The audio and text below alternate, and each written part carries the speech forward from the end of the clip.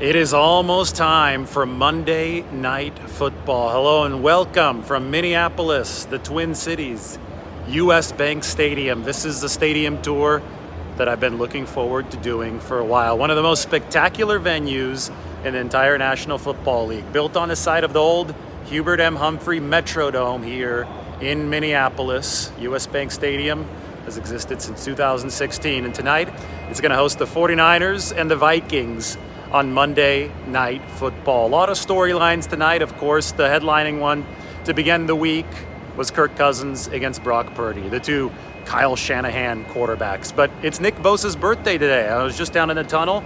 Nick Bosa walked in from the bus. He turns 26 today, and he's on one side, the reigning Defensive Player of the Year. On the other side, you have Danielle Hunter, who leads the NFL with 8 sacks this season. You have a Vikings defense that loves to blitz. And you have a quarterback on the other side in Brock Purdy, who's been good at beating blitzes ever since day one in the NFL. Christian McCaffrey will play tonight. That's the big news for the 49ers. Through a little bit of an oblique injury, he was at practice on Saturday. McCaffrey is going to be in the lineup for the 49ers today. The latest update is that Dre Greenlaw will also play for the 49ers. So they'll be missing, in all likelihood, Trent Williams. At left tackle, Jalen Moore will start instead of him. And of course, Deebo Samuel's going to be out for a couple of weeks. But the 49ers will have Dre Greenlaw, one of their good linebackers, and Christian McCaffrey. Anyway, it's time to show you this stadium, US Bank Stadium. You know that it's tradition for me to go to the top of the stadium, so I'm very near the top. I did walk up to the very top, but because of this big ventilation system, you can see these pipes above me. You can't really see you could see the field, but you can't see to the other side of the upper deck from the very top. So I went down a few rows, and I figured that going down a few rows would be the best to showcase US Bank Stadium, a gem here in downtown Minneapolis. I will have to say downtown Minneapolis was really dead. Not a lot going on the streets here, but this stadium is the centerpiece. They also have an arena here, the basketball arena, and Target Field, because Minneapolis is the headquarters of Target. Target Field is where the Minnesota Twins play. But this right here is the cathedral. This right here is the Coliseum of the Twin Cities, the home of the Minnesota Vikings, who are 2-4 to begin this season. There's talk about how unlucky the Minnesota Vikings have been because, this is a football team that has given up 9 fumbles this season. Part of that's their own doing. Probably part of that might be a little bit of bad luck. Today they get to face the 49ers, who have been the most impressive team in football so far, if you believe any of the advanced metrics. You can see now the second bus of 49ers has arrived. Here in Minnesota, the bus arrives on this side, and then visitors have to cross the entire field to head to their locker room. So we can zoom in and we could see many of the 49ers crossing the entire field to the locker room. That might be John Lynch. I'm not sure, though. But we're too far where I'm at right now to be able to tell definitively who's who. I do see some nice suits. I do see a lot of suitcases. I do see the 49ers on their way in. Obviously, before fans have been admitted into the building, it is right now 2:50 p.m. Pacific time. That means it's 4:50 p.m. local time here in Minneapolis. You can see the downtown skyline through the windows here. It's going to be dark by the time this game starts, or at least close to it. Be late in dusk at 7:15 p.m. local time. The days are obviously getting shorter, but the second and the third buses of 49ers have arrived, and we're having fun taking a look at all of the ongoings here before the start of this football game. So I'm sitting down in a seat here in Minnesota. I'm ready to answer some of your questions. This is the pregame stadium tour from the upper deck. If I could see the questions, it would be a little bit easier, but I can't really see them. Let me flip the camera. Let's see if this fixes it. No, I can't. Mike, why don't you go ahead and message me your favorite questions? Because I could actually read texts. I can't read the messages right now on here. So if Mike can just message me some questions as we're going, he'll copy and paste them. We will operate from there. And I'll be able to answer all your questions about 49ers and the Vikings here from just a really, really spectacular stadium. You could tell this place is going to get loud. They're going to have the Skol chant It's going to be full. A couple of the Vikings people I talked to said, if they're going to save their season, today is it. They haven't been lucky early in this season. I don't think they've been good either. It's been a mediocre football team. And here comes our first question. How does this stadium rank? Well, let's wait until the game actually happens for me to have a firm analysis. But I'll tell you what, this stadium right here, right now, as of right now, has a chance to be ranked number one in my book. The competing stadiums for that number one spot are Atlanta and SoFi Stadium.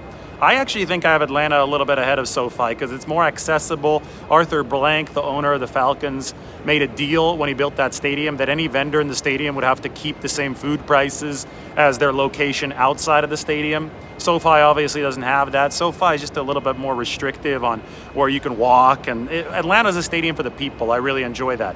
But this Minnesota stadium has the potential to beat both Atlanta and SoFi. I love the fact that you can see the skyline. SoFi obviously doesn't have that because it's not near downtown LA. And I, really do just like there's an open nature to this place. And I get SoFi has that as well. But I do think that this stadium might be friendlier in the way that Atlanta is friendlier than SoFi Stadium. So there's a strong chance that Minnesota's US Bank Stadium ends up ranked number one on my list. I just want to see how the game goes. One cool thing is that the press box here is open air. And open air press boxes in the NFL are a rare dying breed. You don't see many of them. And here they have an open air press box. Normally you're kind of hermetically sealed inside of a library. And that's not good because I come to a football game and I want to hear the crowd. If I'm going to write and if I'm going to report about a football game, then I'm going to want to hear what the atmosphere sounds like. And when you're in a building like this, you absolutely need to be exposed to the elements. And elements are noise, right? So I'm going to have the final grade for you after this is done. Next question. 49ers running back rotation. Well, Christian McCaffrey is going to be starting this game for them at running back. But, I wouldn't be surprised if he's a little bit more of a decoy this time than he normally is. And I wouldn't be surprised if some of his workload was a little bit eased off, right? And I think that the second on the pecking order is Elijah Mitchell, but I don't think that it's smart. By the way, there's Christian McCaffrey and there's Alexander Mattison on the scoreboard. That is the Vikings' top running back. The Vikings also have Cam Akers. But I would say that the 49ers aren't looking at this in terms of running back 2, running back 3, what have you. I think they're looking at this in terms of, okay, what's the skill set that we need on the field at any particular time? And in the case of Elijah Mitchell, well, he's going to give you a nice outside zone skill set, right? In the case of Jordan Mason, he's probably going to give you a little bit more of a bruiser skill set. So I think it's just overly simplistic to look at it in terms of running back 1, 2, 3. Obviously, Christian McCaffrey's top dog in the room, but the 49ers have complementary talents and skill sets for a reason so that they can utilize them. That's my answer.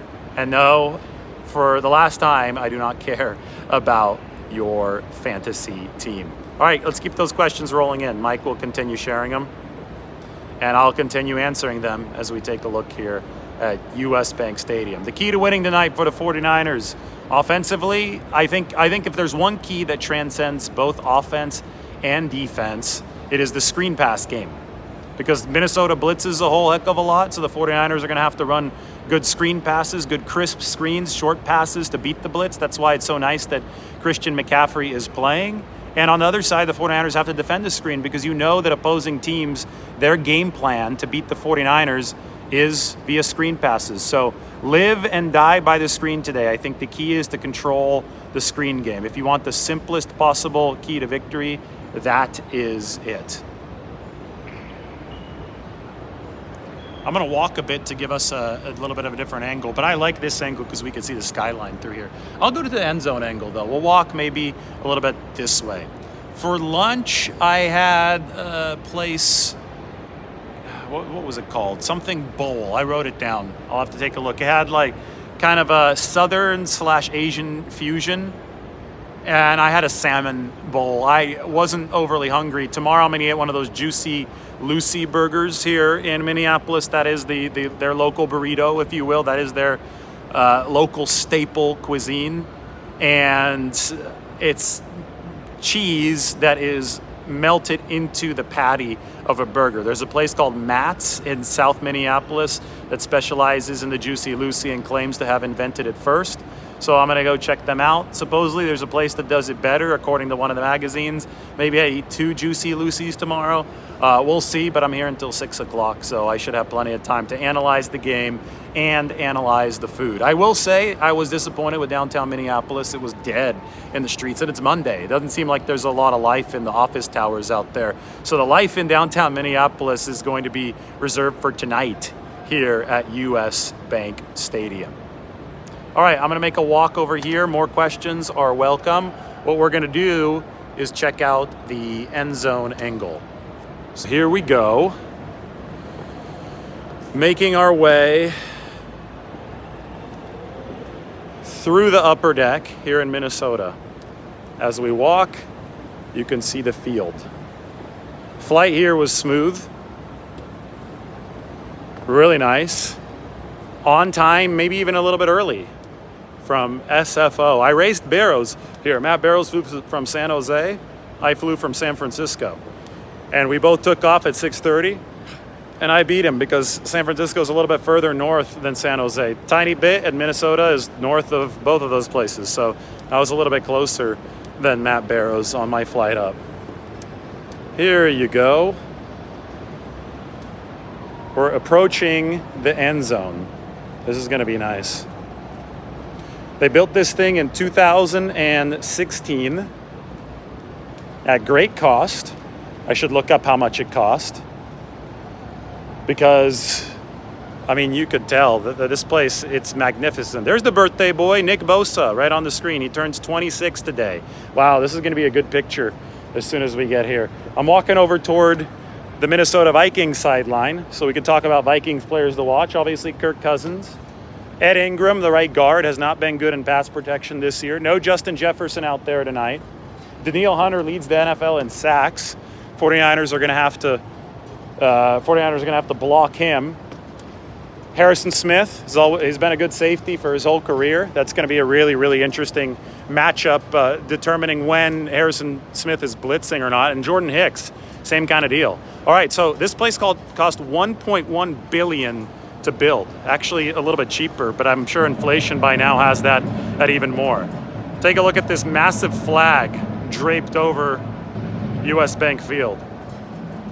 You can see even more of the Minneapolis skyline in the distance. I'm gonna go right, well, I don't think I could get right behind the goalpost because I would fall over and that wouldn't be good. But I'm gonna get as close as I can just so you can appreciate the size. It looks like this is structurally necessary right here for this stadium to not have the roof cave in. Remember the old Metrodome? The end of the Metrodome saw the snow collapse the roof. It was crazy. And they're about to start the music here, so I think that's gonna be my cue to end this. They're running rehearsals. Look at that. Beautiful. If you want to take a look outside, we can do that too.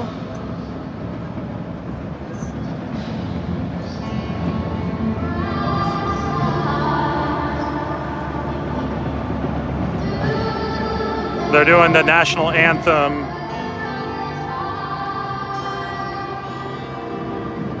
Rehearsal right now.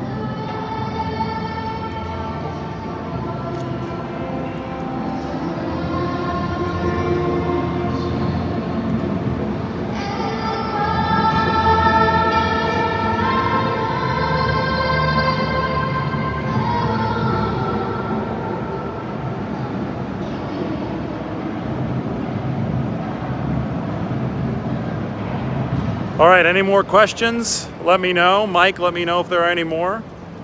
I'm sure there are. I can't read any of them today. There's a little bug on the YouTube app. I've taken a seat here in the East End Zone.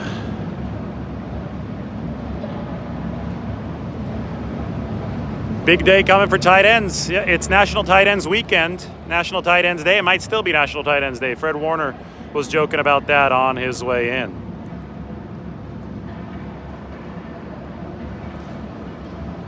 All right, that'll do it for the stadium tour. Everybody, thanks for joining. I'll sit up here in the upper deck. Maybe give my wife a call right now.